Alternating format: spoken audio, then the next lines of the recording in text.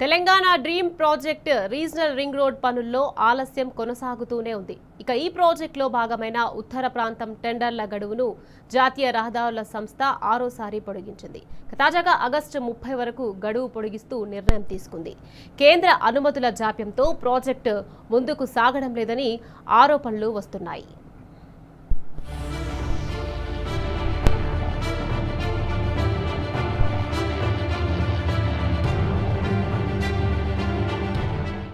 మరోసారి RRR టెండర్ల గడువును కేంద్రం పెంచింది. ఉత్తర ప్రాంతం టెండర్ల గడువును NHAI ఆరోసారి పొడిగిస్తూ నిర్ణయం తీసుకుంది. 161 కిలోమీటర్ల మేర 6 లైన్లుగా నిర్మించాల్సిన ఈ రహదారికి కేంద్రం తుది అనుమతులు ఇవ్వడంలో ఆలస్యం చేయడం వల్లనే ఈ పరిస్థితి ఎదురవుతుందనే ఆరోపణలు ఉన్నాయి. ఉత్తర దక్షిణ భాగాలను ఒకేసారి చేపట్టాలని రాష్ట్ర ప్రభుత్వం కేంద్రానికి విజ్ఞప్తి చేసింది. అయితే తెలంగాణ పట్ల సవతి ప్రేమ చూపిస్తున్న బీజేపీ ఇక్కడి ప్రజల యోగక్షేమాలను గాలికొదిలేసింది. అదేవిధంగా రాష్ట్ర అవసరాల మేరకు అనుమతులు సాధించడంలో కాంగ్రెస్ ప్రభుత్వం కూడా వైఫల్యం చెందింది.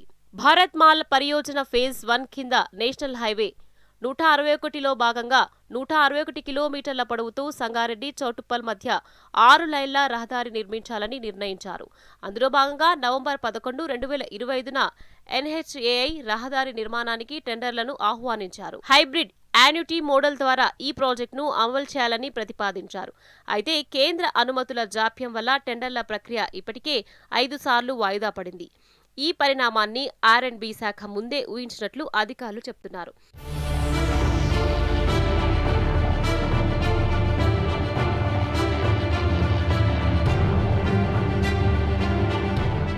వాస్తవానికి 2021 ఫిబ్రవరిలో ఉత్తర భాగానికి కేంద్రం సూత్రప్రాయ అనుమతినిచ్చింది. దాంతో ప్రాజెక్టును వేగవంతం చేయాలని కేంద్రాన్ని అప్పటి బీఆర్ఎస్ ప్రభుత్వం కోరింది. అదే సమయంలో అప్పటి సీఎం కేసీఆర్ కేంద్ర రోడ్డు రవాణా, జాతీయ రహదారుల శాఖ మంత్రి నితిన్ గడ్కరీని కలిసి దక్షిణ భాగానికి కూడా అనుమతి ఇవ్వాలని విజ్ఞప్తి చేశారు. అంతేకాకుండా భూసేకరణ వ్యయంలో 50% రాష్ట్ర ప్రభుత్వమే భరిస్తుందని కేసీఆర్ అంగీకారం తెలిపారు.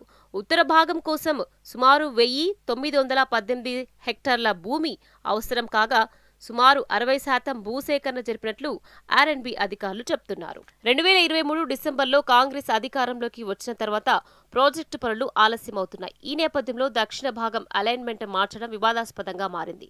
తమకు అనుకూలంగా ఉండేవాళ్లు తమ అనుయాయుల భూములను కాపాడేందుకు మార్గాన్ని మార్చారని రైతులు, భూ యజమానుల నుంచి ఆరోపణలు వెల్లువెత్తుతున్నాయి. అయినప్పటికీ చౌటుప్పల్, ఆమనగల్, సంగారెడ్డిల మీదుగా 201 కిలోమీటర్ల దక్షిణ భాగం సవరించిన అలైన్మెంట్కు రాష్ట్ర ప్రభుత్వం ఆమోదం తెలిపింది. ఈ మార్గం సంగారెడ్డి దగ్గర ఉత్తర భాగంతో అనుసంధానం అవుతుంది.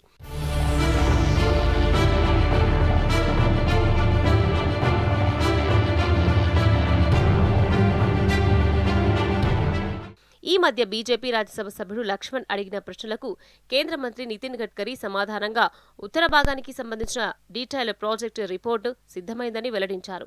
161.51 కిలోమీటర్ల పొడవైన 6 లైన్ల నార్త్ RRRను హైబ్రిడ్ యాన్యుటీ మోడల్లో 23,935 కోట్ల రూపాయల అంచనా వ్యయంతో అభివృద్ధి చేయాలన్న ప్రతిపాదనను public private partnership appraisal committee పరిశీలించిందన్నారు.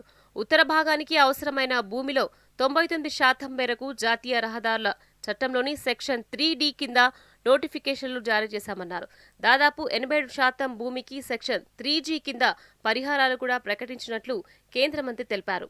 Project అమలు, టైమ్లైన్, పాసిబిలిటీ, ఫిజిబిలిటీలపై అధ్యయనం పూర్తయి అవి ఆమోదం పొందిన తర్వాత టెండర్ ఖరారవుతుందని కేంద్ర మంత్రి పేర్కొన్నారు. కాగా మొత్తంగా అయ్యే పెట్టుబడి, DPR నివేదిక, రహదారి అనుసంధానం అవసరాలు, ట్రాఫిక్ తీవ్రత, PM గతిశక్తి జాతీయ మాస్టర్ ప్లాన్తో సమన్వయం వంటి అంశాల ఆధారంగా ప్రాజెక్టుపై తుది నిర్ణయం తీసుకుంటామని గడ్కరీ స్పష్టం చేశారు.